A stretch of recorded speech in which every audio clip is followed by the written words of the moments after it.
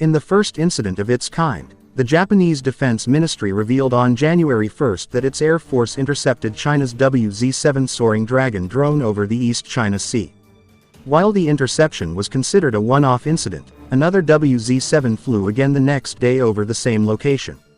The Chinese military drone WZ-7, considered one of the most advanced in its inventory, flew over waters between the islands of Okinawa and Miyakojima in southwestern Japan on January 1. The Japanese Air Self-Defense Force scrambled its fighter jets, most likely the F-15J, to intercept the drone even though it did not enter Japanese airspace.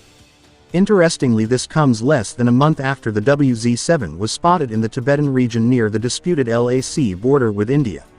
At the time, satellite photos released by Planet Labs showed the drone at Shagat's base 2 days after Indian and People's Liberation Army troops clashed at Arunachal Pradesh's Tawang.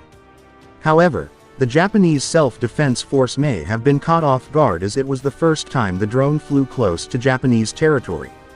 According to the ministry, the unmanned aerial system flew from the East China Sea, passing between the Japanese islands on its way to the Pacific Ocean. Then, it circled back over the same path as it headed west.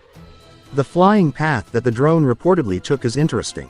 The WZ-7 passed through the Miyako Strait, a passageway that separates the main island of Okinawa and the Miyako Islands. Recently, the PLA Navy has chosen this route for its aircraft carriers and other vessels to enter the West Pacific. This maneuver is often closely watched and followed by Tokyo. Incidentally, a second WZ-7 drone was spotted by the Japanese MODA day after the first interception. The drone operated in the same region and followed an identical flight path from the East China Sea to the Philippine Sea, passing relatively close to Okinawa and other distant Japanese islands. In this instance, it wasn't specified how close the drone flew to the Japanese territory.